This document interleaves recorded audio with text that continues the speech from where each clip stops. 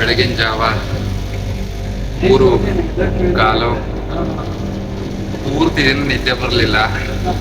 ಜಗನ್ನಾಥ ದರ್ಶನ ಮಾಡೋವರೆಗೂ ನಿದ್ದೆನೇ ಬರಲಿಲ್ಲ ಹೇಳ್ಬೇಕಂದ್ರೆ.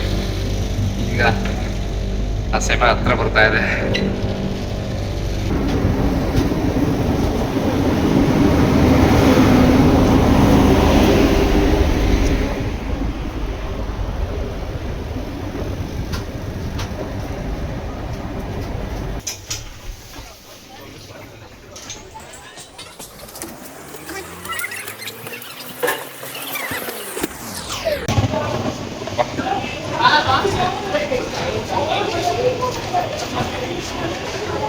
ಫೈನಲಿ ಪುರಿ ಜಗನ್ನಾಥಿಗೆ ಎಂಟ್ರಿ ಆಗಿದೆ. ಈಗ ಮೊದಲು ದೇವರ ದರ್ಶನ ಹತ್ರ ಹೋಗೋಣ. ಎಲ್ಲ ದೇವರ ಭಕ್ತರಿಗೂ ಅಲ್ಲಿ ಹೋಗಿ ನಿಮಗೆ ಜಗನ್ನಾಥ ದರ್ಶನ ಮಾಡಿಸ್ತೀನಿ. ಇವತ್ತು ದೇವಸ್ಥಾನ ಕ್ಲೋಸ್ ಇರೋದ್ರಿಂದ ಮೊದಲು ಹೊರಗಡೆಯಿಂದನೇ ದ್ವಾರಗಳಿಗೆ ಕೈ ಮುಕ್ಕೊಬಿಡೋಣ. ಬನ್ನಿ.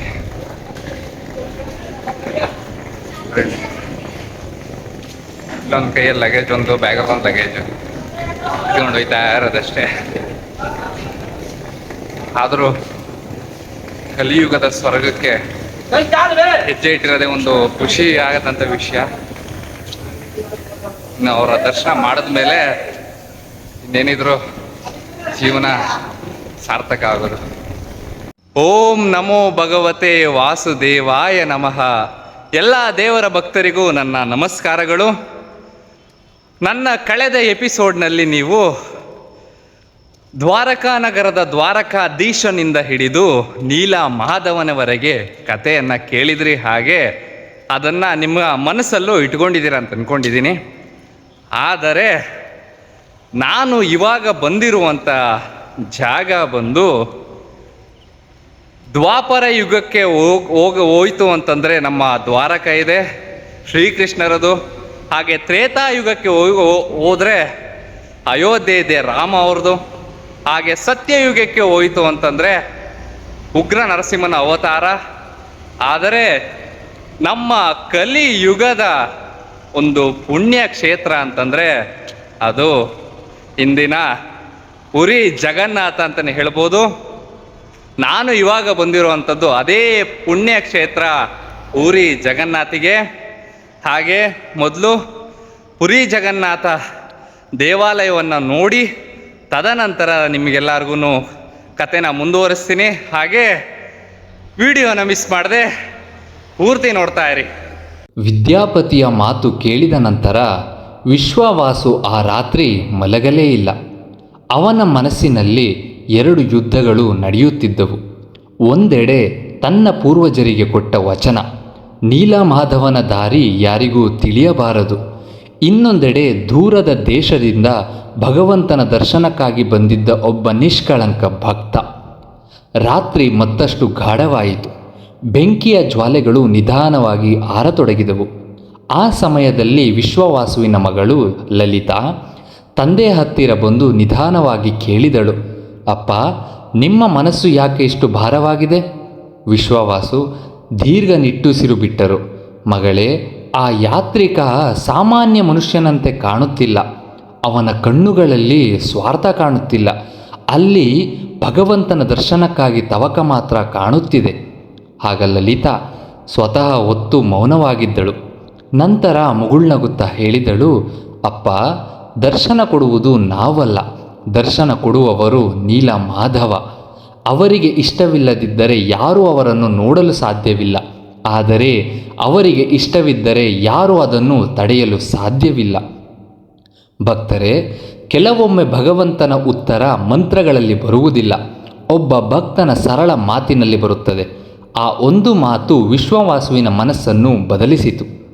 ಮರುದಿನ ಸೂರ್ಯೋದಯಕ್ಕೂ ಮುಂಚೆಯೇ ವಿಶ್ವವಾಸು ವಿದ್ಯಾಪತಿಯ ಬಳಿ ಬಂದರು. ವಿದ್ಯಾಪತಿ ತಕ್ಷಣ ಎದ್ದು ನಿಂತರು.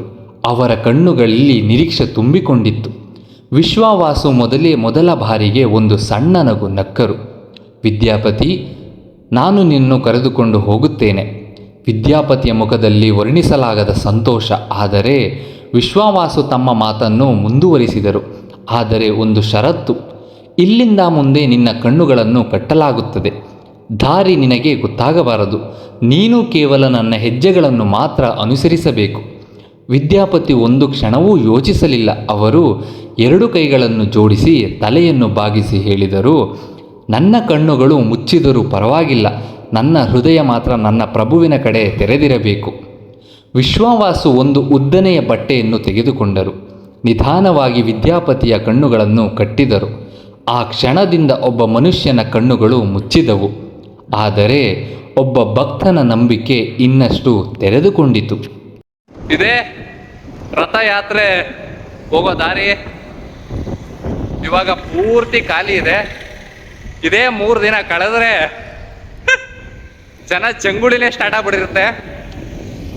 ಕಾಲಿಡೋದಕ್ಕೆ ಜಾಗನೇ ಇರಲ್ಲ. ಇವತ್ತು ಆ ಪುಣ್ಯ ಭೂಮಿ ಜಾಗದಲ್ಲಿ ಆರಾಮಾಗಿ ನಡ್ಕ ಹೋಗ್ತಾ ಇದ್ದೀನಿ.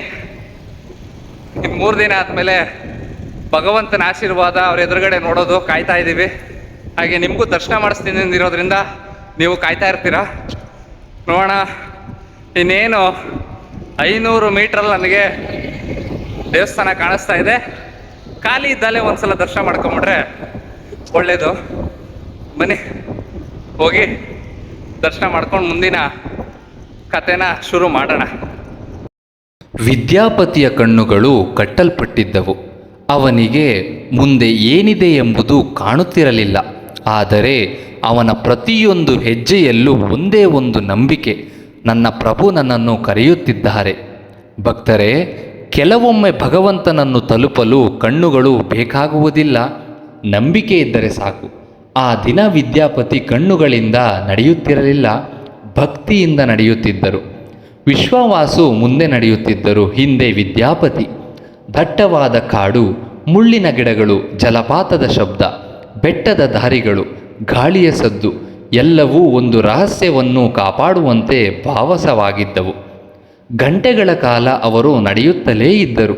ವಿದ್ಯಾಪತಿಯ ಮನಸ್ಸಿನಲ್ಲಿ ಒಂದೇ ಒಂದು ಪ್ರಶ್ನೆ, ಈ ದಾರಿ ಇನ್ನೆಷ್ಟು ದೂರ?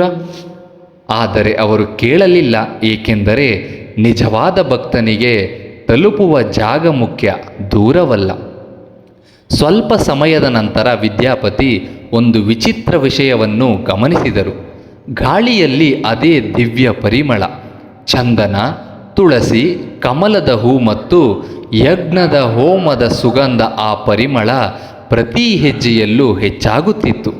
ಭಕ್ತರೇ, ಆ ಕ್ಷಣ ವಿದ್ಯಾಪತಿಗೆ ಅರ್ಥವಾಯಿತು, ನಾನು ಹತ್ತಿರ ಬರುತ್ತಿದ್ದೇನೆ ಎಂದು.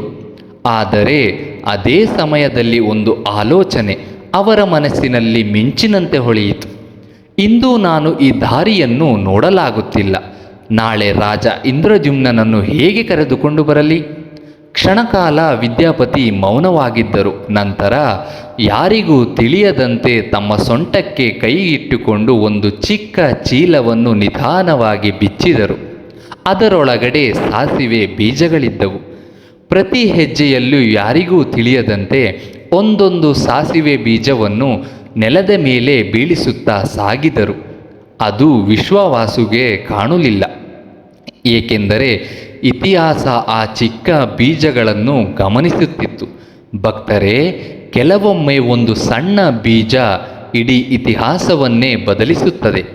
ವಿದ್ಯಾಪತಿ ಬಿತ್ತಿದ್ದು ಕೇವಲ ಸಾಸಿವೆ ಬೀಜವನ್ನಲ್ಲ, ಪುರಿ ಜಗನ್ನಾಥನ ಭವಿಷ್ಯದ ದಾರಿಯನ್ನೇ ಬಿತ್ತುತ್ತಿದ್ದರು. ಸ್ವಲ್ಪ ಹೊತ್ತಿನ ನಂತರ ವಿಶ್ವವಾಸು ನಿಧಾನವಾಗಿ ನಿಂತರು. ಸುತ್ತಮುತ್ತ ಅದ್ಭುತವಾದ ಮೌನ. ಹಕ್ಕಿಗಳು ಹಾಡುತ್ತಿದ್ದವು. ಹಾಗೆ ಗಾಳಿಯು ನಿಧಾನವಾಗಿ ಇತ್ತು. ನಂತರ ವಿಶ್ವವಾಸುವಿನ ಧ್ವನಿ ಕೇಳಿಸಿತು, ವಿದ್ಯಾಪತಿ, ನಾವು ಬಂದಿದ್ದೇವೆ. ವಿಶ್ವವಾಸು ನಿಧಾನವಾಗಿ ವಿದ್ಯಾಪತಿಯ ಕಣ್ಣಿನ ಮೇಲಿದ್ದ ಬಟ್ಟೆಯನ್ನು ಬಿಚ್ಚಿದರು. ವಿದ್ಯಾಪತಿಯ ಕಣ್ಣಿನ ಮೇಲಿದ್ದ ಬಟ್ಟೆ ನಿಧಾನವಾಗಿ ಕೆಳಗೆ ಬಿತ್ತು. ಅವರು ಮೊದಲ ಬಾರಿಗೆ ತಮ್ಮ ಕಣ್ಣುಗಳನ್ನು ತೆರೆದರು.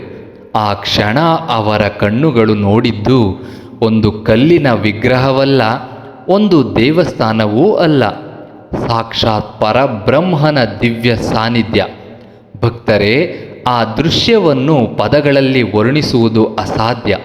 ಅದು ದಟ್ಟವಾದ ಕಾಡಿನ ಮಧ್ಯೆ ಯಾವ ಮಾನವನ ಕೈಯಿಂದಲೂ ನಿರ್ಮಿಸಲ್ಪಡದ ಒಂದು ದಿವ್ಯ ಸ್ಥಳ. ಸುತ್ತಲೂ ತುಳಸಿ ಗಿಡಗಳು, ಸುಗಂಧಭರಿತ ಹೂಗಳು, ಪಕ್ಷಿಗಳ ಗಾಯನ, ಗಾಳಿಯಲ್ಲಿ ವೇದಮಂತ್ರಗಳ ನಾದದಂತಿದ್ದ ಶಾಂತಿ ಮತ್ತು ಆ ದಿವ್ಯ ಪ್ರಕಾಶದ ಮಧ್ಯೆ ನಮ್ಮ ನೀಲ ಮಾಧವ. ವಿದ್ಯಾಪತಿ ಕ್ಷಣ ಮಾತ್ರವೂ ನಿಲ್ಲಲಿಲ್ಲ. ಅವರ ಕಣ್ಣುಗಳಲ್ಲಿ ಅಶ್ರುಧಾರೆ ಹರಿಯತೊಡಗಿತು.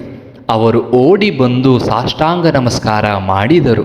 ಪ್ರಭು, ಇಷ್ಟೊಂದು ವರ್ಷಗಳಿಂದ ನಾನು ನಿಮ್ಮನ್ನೇ ಹುಡುಕುತ್ತಿದ್ದೆ. ಇಂದು ನನ್ನ ಜೀವ ಸಾರ್ಥಕವಾಯಿತು. ಭಕ್ತರೇ, ನಿಜವಾದ ದರ್ಶನ ಅಂದರೆ ಕಣ್ಣಿನಿಂದ ನೋಡುವುದಲ್ಲ, ಹೃದಯ ಕರಗುವ ಕ್ಷಣವೇ ನಿಜವಾದ ದರ್ಶನ. ಆ ಕ್ಷಣದಲ್ಲಿ ವಿದ್ಯಾಪತಿ ತಾನು ಯಾರು, ಎಲ್ಲಿಂದ ಬಂದೆ, ಯಾಕೆ ಬಂದೆ ಎಂಬುದನ್ನೇ ಮರೆತಿದ್ದರು. ಅಲ್ಲಿ ಅವರು ಮತ್ತು ಭಗವಂತ ಇಬ್ಬರು ಮಾತ್ರ ಇದ್ದರು. ಅಷ್ಟರಲ್ಲಿ ವಿಶ್ವವಾಸು ಅರಣ್ಯದಲ್ಲಿ ಅರಳಿದ್ದ ಕಾಡು ಹೂಗಳನ್ನು ಅರ್ಪಿಸಿದರು. ನಂತರ ಕಾಡಿನ ಹಣ್ಣುಗಳು, ಜೇನು, ಕಂದಮೂಲಗಳು, ಶುದ್ಧವಾದ ನೀರು. ಅವರ ಪೂಜೆಯಲ್ಲಿ ಚಿನ್ನ ಇರಲಿಲ್ಲ, ರತ್ನಗಳಿರಲಿಲ್ಲ, ಅಲಂಕಾರಗಳಿರಲಿಲ್ಲ. ಆದರೆ ಒಂದು ಮಾತ್ರ ಇತ್ತು, ಅದು ನಿಷ್ಕಳಂಕ ಭಕ್ತಿ. ಭಕ್ತರೇ, ಭಗವಂತನಿಗೆ ಚಿನ್ನದ ಕಿರೀಟಕ್ಕಿಂತ ಒಬ್ಬ ಭಕ್ತನ ಪ್ರೀತಿಯೇ ಅತೀ ದೊಡ್ಡದು. ಆದ್ದರಿಂದಲೇ ನೀಲಮಾಧವ ಅರಮನೆಯಲ್ಲಿ ಇರಲಿಲ್ಲ, ಒಬ್ಬ ಸರಳ ಶಬರ ಭಕ್ತನ ಹೃದಯದಲ್ಲಿ ವಾಸಿಸುತ್ತಿದ್ದರು. ವಿದ್ಯಾಪತಿ ಆ ಪೂಜೆಯನ್ನು ನೋಡುತ್ತಲೇ ಇದ್ದರು. ಅವರ ಮನಸ್ಸಿನಲ್ಲಿ ಒಂದು ಪ್ರಶ್ನೆ ಮೂಡಿತು. ಇಂತಹ ದಿವ್ಯ ಸ್ವರೂಪ ಇಷ್ಟೊಂದು ವರ್ಷಗಳಿಂದ ಜಗತ್ತಿಗೆ ಯಾಕೆ ಗೊತ್ತಾಗಲಿಲ್ಲ? ಅದೇ ಸಮಯದಲ್ಲಿ ಒಂದು ಅದ್ಭುತ ನಡೆಯಿತು.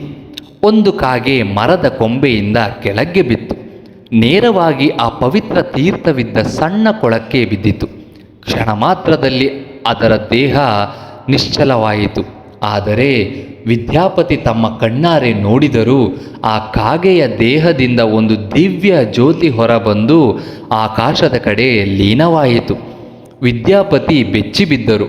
ಇದು ಸಾಮಾನ್ಯ ಕ್ಷೇತ್ರವಲ್ಲ, ಇದು ಮೋಕ್ಷ ನೀಡುವ ಭೂಮಿ. ಅವರ ದೇಹ ರೋಮಾಂಚನಗೊಂಡಿತು. ಅವರಿಗೆ ಅನಿಸಿತು, ನಾನು ಈಗಲೇ ಈ ಕೊಳಕ್ಕೆ ಹಾರಿ ಈ ಭೂಲೋಕದ ಜೀವನವನ್ನು ಮುಗಿಸಿಬಿಡಲೇ ಎಂದು. ಅದೇ ಕ್ಷಣದಲ್ಲಿ ಒಂದು ದಿವ್ಯ ಧ್ವನಿ ಅವರ ಹೃದಯದೊಳಗಡೆ ಮೊಳಗಿತು. ವಿದ್ಯಾಪತಿ, ನಿನ್ನ ಕಾರ್ಯ ಇನ್ನೂ ಮುಗಿದಿಲ್ಲ. ಈ ರಹಸ್ಯವನ್ನು ರಾಜ ಇಂದ್ರದ್ಯುಮ್ನನಿಗೆ ತಿಳಿಸಬೇಕು. ವಿದ್ಯಾಪತಿ ಮತ್ತೊಮ್ಮೆ ನೀಲಮಾಧವನಿಗೆ ಸಾಷ್ಟಾಂಗ ನಮಸ್ಕಾರ ಮಾಡಿದರು.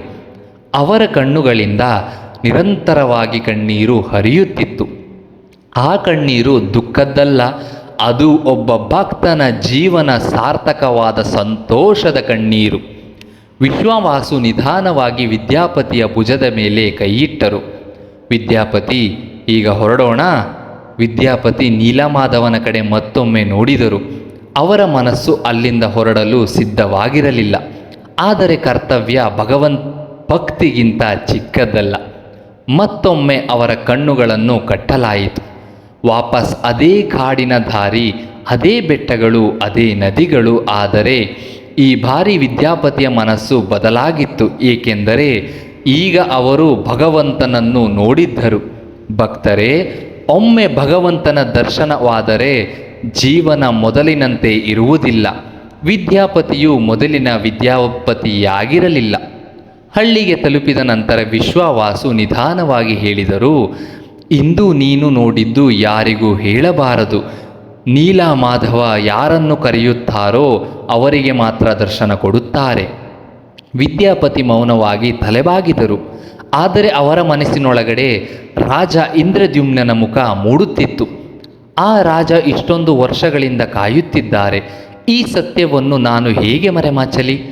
ಮರುದಿನ ವಿದ್ಯಾಪತಿ ವಿಶ್ವವಾಸುವಿನ ಆಶೀರ್ವಾದ ಪಡೆದು ಆ ಹಳ್ಳಿಯಿಂದ ಹೊರಟರು. ಈ ಬಾರಿ ಅವರ ಹೆಜ್ಜೆಗಳು ವೇಗವಾಗಿದ್ದವು, ಏಕೆಂದರೆ ಅವರು ಕೇವಲ ಒಬ್ಬ ಯಾತ್ರಿಕನಾಗಿರಲಿಲ್ಲ, ಇತಿಹಾಸದ ಸಾಕ್ಷಿಯಾಗಿ ಹಿಂದಿರುಗುತ್ತಿದ್ದರು. ಭಕ್ತರೇ, ವಿದ್ಯಾಪತಿಗೆ ಗೊತ್ತಿರಲಿಲ್ಲ ತಾವು ದಾರಿಯಲ್ಲಿ ಬಿತ್ತಿದ್ದ ಈ ಸಣ್ಣ ಸಾಸಿವೆ ಬೀಜಗಳು ಇದೀಗ ಮಳೆಯ ನೀರನ್ನು ಕುಡಿದು ಮೊಳಕೆಯೊಡೆಯಲು ಆರಂಭಿಸಿದ್ದವು. ಪ್ರಕೃತಿಯೇ ರಾಜ ಇಂದ್ರದ್ಯುಮ್ನನಿಗಾಗಿ ಒಂದು ಹೊಸ ದಾರಿಯನ್ನು ಸಿದ್ಧಪಡಿಸುತ್ತಿತ್ತು. ಇದೇ ಸಮಯದಲ್ಲಿ ದೂರದ ಅರಮನೆಯಲ್ಲಿ ರಾಜ ಇಂದ್ರದ್ಯುಮ್ನ ಪ್ರತಿದಿನದಂತೆ ಭಗವಂತನ ನಾಮಸ್ಮರಣೆಯಲ್ಲಿ ಕುಳಿತಿದ್ದರು. ಅಷ್ಟರಲ್ಲಿ ಅರಮನೆಯ ದ್ವಾರಪಾಲಕ ಓಡುತ್ತಾ ಬಂದ. ಉಸಿರು ಬಿಗಿದಿಡುಕೊಂಡು ಹೇಳಿದ, ಮಹಾರಾಜನೇ, ವಿದ್ಯಾಪತಿ ಹಿಂದಿರುಗಿದ್ದಾರೆ. ರಾಜನ ಕಣ್ಣುಗಳಲ್ಲಿ ಆನಂದದ ಕಣ್ಣೀರು ತುಂಬಿತು. ವರ್ಷಗಳ ನಿರೀಕ್ಷೆ ಇಂದು ಉತ್ತರ ಪಡೆಯಲಿತ್ತು. ಅವರಿಗೂ ಇನ್ನೂ ಗೊತ್ತಿರಲಿಲ್ಲ, ತಾವು ಪೂರಿಗೆ ತಲುಪುವಷ್ಟರಲ್ಲಿ ಒಂದು ಮಹಾ ರಹಸ್ಯ ಇಡೀ ಜಗತ್ತನ್ನೇ ಆಶ್ಚರ್ಯಗೊಳಿಸುವ ರೀತಿಯಲ್ಲಿ ಬದಲಾಗಿರುತ್ತದೆ ಎಂದು. ಈ ಸೃಷ್ಟಿಯಲ್ಲೇ ನಮ್ಮ ಅಹಂಕಾರವನ್ನು ಬಿಟ್ಟು ನಾವು ಬಂದು ನಿಲ್ತೀವಿ ಅಂತ ಇದ್ದರೆ ಈ ಕಲಿಯುಗದಲ್ಲಿ ಒಂದೇ ಜಾಗ ಇರೋದು, ಅದು ಈ ಜಗನ್ನಾಥನ ಜಾಗ.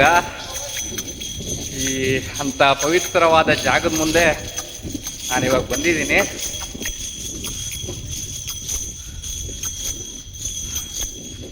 ಮೈಯೆಲ್ಲ ರೋಮಾಂಚನ.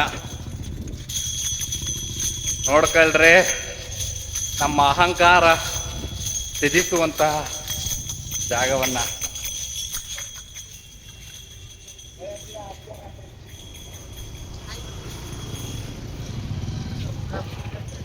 ಜಗನ್ನಾಥನ ಮೇಲಿರೋ ಬಾವುಟ, ಅದರ ಕತೆ ಗಾಳಿಯ ವಿರುದ್ಧ ದಿಕ್ಕಿಗೆ ಹಾರುತ್ತೆ.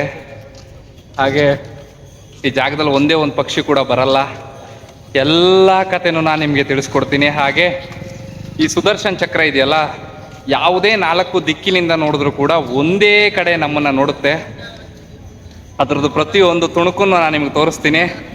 ಆದರೆ ಮೊದಲು ಇಲ್ಲಿ ಅಲಂಕಾರ ಆಗಿರೋದು ನೋಡ್ರಿ, ಅವರು ಬರೋದಕ್ಕೆ ಅಂತ ತಯಾರಿಯಾಗಿರೋದನ್ನ ಯಾವಾಗ ಬರ್ತಾರೆ ಅಂತ ಕಾಯ್ತಾ ಇದ್ದೀವಿ. ಇವಾಗ ಅವರಿಗೆ ಹುಷಾರು ತಪ್ಪಿರೋದ್ರಿಂದ ಅವರ ಆರೋಗ್ಯ ತಪಾಸಣೆ ನಡೀತಾ ಇರುತ್ತೆ. 16ನೇ ತಾರೀಕು ಬರ್ತಾರೆ ಹೊರಗಡೆಗೆ. ಅವಾಗ ನಿಮ್ಮೆಲ್ಲರಿಗೂ ಹತ್ರದ ದರ್ಶನ ಮಾಡಿಸೋಣ ಅಂತ ಪ್ರಯತ್ನ ಮಾಡ್ತಾ ಇದ್ದೀನಿ. ನೋಡೋಣ. ಈಗ ನಾನು ನಿಮಗೆ ಜಗನ್ನಾಥರು ಹೋಗುವ ರಥ ತೋರಿಸ್ತೀನಿ. ಇದೇ ರಥದಲ್ಲಿ ಜಗನ್ನಾಥರು ಆ ಜಾಗದಲ್ಲಿ ಕೂತು ಮೆರವಣಿಗೆ ಹೊರಡ್ತಾರೆ. ಹಾಗೆ ಸುಭದ್ರ ಮತ್ತು ಬಲದೇವರು ಹೋಗುವ ರಥ ಇಲ್ಲಿ ಸಿದ್ಧವಾಗ್ತಾ ಇದೆ. ನೋಡಿ, ಇಲ್ಲಿ ಈ ರಥ ಯಾತ್ರ ಬಂದು, ಈ ರಥ ಸುಭದ್ರಾ ದೇವಿದು. ಹಾಗೆ ಅದರಿಂದ ಇರುವಂಥ ರಥ ಬಲದೇವ ಅವ್ರದ್ದು. ಎಲ್ಲ ತಯಾರಿ ನಡೀತಾ ಇದೆ. ಇಷ್ಟು ಹತ್ರದಿಂದ ಈಗ ರಥ ನೋಡ್ತಾ ಇದ್ದೀವಿ. ಆದರೆ ಅವತ್ತೊಂದು ದಿನ ಹೆಂಗಿರುತ್ತೆ ಅಂತ ಗೊತ್ತಿಲ್ಲ. ಇಲ್ಲಿ ಟೈಟ್ ಸೆಕ್ಯೂರಿಟಿ ಇದೆ. ಅದ್ರ ಮಧ್ಯ ರಥನ ಕಣ್ತುಂಬ ಈಗ ನೋಡ್ಕೊಬೋದು.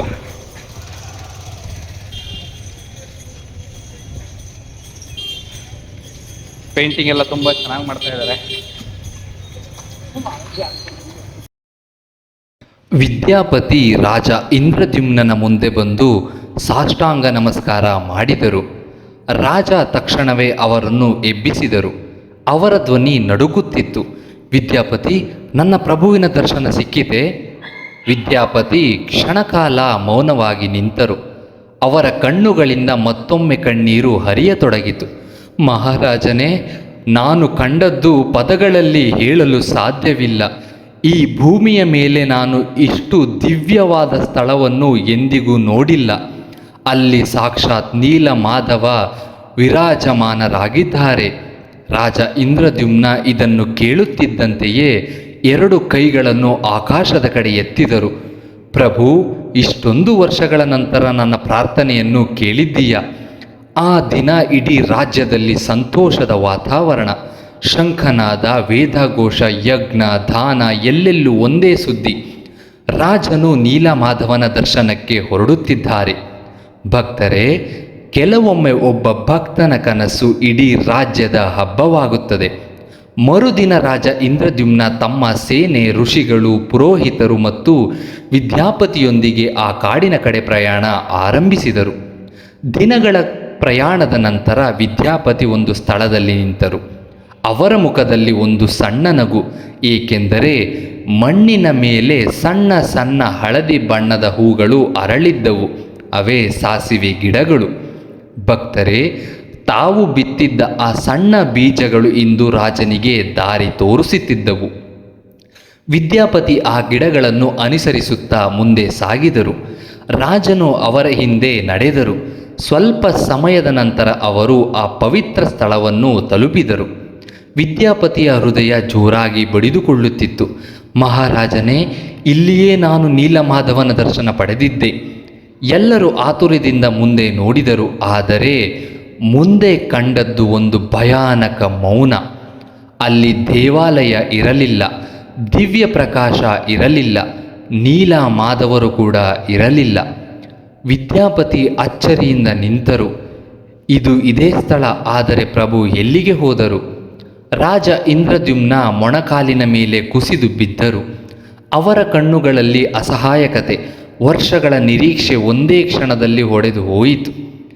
ರಾಜ ಭೂಮಿಯನ್ನು ಅಪ್ಪಿಕೊಂಡು ಅಳುತ್ತಾ ಹೇಳಿದರು, ಪ್ರಭು, ನಾನು ತಡವಾಗಿ ಬಂದೆನಾ? ಒಮ್ಮೆ ಕೇವಲ ಒಂದೇ ಬಾರಿ ನಿಮ್ಮ ದರ್ಶನ ಕೊಡಿ. ಅದೇ ಕ್ಷಣದಲ್ಲಿ ಆಕಾಶದಲ್ಲಿ ಒಂದು ದಿವ್ಯ ಪ್ರಕಾಶ ಕಾಣಿಸಿತು. ಗಾಳಿ ಒಮ್ಮೆಲೇ ಬದಲಾಯಿತು. ಎಲ್ಲರೂ ತಲೆ ಎತ್ತಿ ನೋಡಿದರು. ಒಂದು ಅಶರೀರವಾಣಿ ಆ ಕಾಡಿನ ತುಂಬ ಮೊಳಗಿತು. ಇಂದ್ರದ್ಯುಮ್ನ, ದುಃಖ ಪಡಬೇಡ. ನನ್ನ ಈ ರೂಪದ ಲೀಲೆ ಮುಗಿದಿದೆ. ಶೀಘ್ರದಲ್ಲೇ ಸಮುದ್ರದ ಮೂಲಕ ನಾನು ನಿನ್ನ ಬಳಿಗೆ ಬರುತ್ತೇನೆ. ಆಗ ಜಗತ್ತು ನನ್ನನ್ನು ಹೊಸ ರೂಪದಲ್ಲಿ ದರ್ಶನ ಮಾಡುತ್ತದೆ. ಈ ದಿನ ರಾಜ ಇಂದ್ರದ್ಯುಮ್ನ ಭಗವಂತನ ದರ್ಶನಕ್ಕಾಗಿ ಬಂದರು. ಆದರೆ ಅವರು ತಲುಪುವಷ್ಟರಲ್ಲಿ ನೀಲಮಾಧವ ಅಂತರ್ಧನವಾಗಿದ್ದರು. ಒಬ್ಬ ಭಕ್ತನ ಜೀವನದ ಅತ್ಯಂತ ದೊಡ್ಡ ನೋವು ಎಂದರೆ ಭಗವಂತನನ್ನು ತಲುಪಿ ದರ್ಶನವಾಗದೆ ಹಿಂತಿರುಗುವುದು. ಆದರೆ ಭಗವಂತ ಒಂದು ಮಾತು ಕೊಟ್ಟರು, ನಾನು ಮತ್ತೆ ಬರುತ್ತೇನೆ. ಆ ಒಂದು ಮಾತು ಇತಿಹಾಸವನ್ನೇ ಬದಲಿಸಿತು. ಆದರೆ ಹೇಗೆ? ಸಮುದ್ರದ ಮೂಲಕ ಹೇಗೆ ಬಂತು? ಹಾಗೆ ಯಾಕೆ? ಇಂದಿಗೂ ಜಗನ್ನಾಥನ ವಿಗ್ರಹ ಬೇರೆ ಎಲ್ಲ ದೇವರ ವಿಗ್ರಹಗಳಿಗಿಂತಲೂ ವಿಭಿನ್ನವಾಗಿದೆ. ಹಾಗೆ ಯಾಕೆ? ಆ ವಿಗ್ರಹ ಪೂರ್ಣವಾಗಲೇ ಇಲ್ಲ ಮತ್ತು ಇಂದಿಗೂ ಆ ವಿಗ್ರಹದ ಒಳಗಡೆ ಶ್ರೀಕೃಷ್ಣರ ಬ್ರಹ್ಮ ಪದಾರ್ಥ ಇದೆಯಾ? ಈ ಎಲ್ಲ ಪ್ರಶ್ನೆಗಳ ಉತ್ತರ ನನ್ನ ಮುಂದಿನ ಅಧ್ಯಾಯದಲ್ಲಿ. ನಾವು ಹೋಗುವುದು ಒಂದು ಮರದ ದಂಡೆಯನ್ನು ನೋಡಲು ಅಲ್ಲ, ಸಾಕ್ಷಾತ್ ಜಗನ್ನಾಥನ ಜನ್ಮವನ್ನು ನೋಡಲು. ಮುಂದಿನ ಅಧ್ಯಾಯವನ್ನು ಮಿಸ್ ಮಾಡ್ಕೋಬೇಡಿ. ಹಾಗೆಯೇ ಬನ್ನಿ, ಮೊದಲು ನಾವು ಜಗನ್ನಾಥನಿಗೆ ಶರಣಾಗಿ ಹೋಗೋಣ. ಹಾಗೇನೆ ನೀವಿರೋ ಜಾಗದಿಂದನೇ ಎಲ್ಲರೂ ನನ್ನ ಜೊತೆ ಸೇರಿ ಹೇಳಿ, ರಾಧೇ ರಾಧೆ, ಜೈ ಶ್ರೀ ಕೃಷ್ಣ, ಜೈ ಜಗನ್ನಾಥ್. ನೆಕ್ಸ್ಟ್ ಎಪಿಸೋಡ್ ಮಿಸ್ ಮಾಡ್ಕೊಬೇಡಿ, ಕಾಯ್ತಾ ಇರಿ.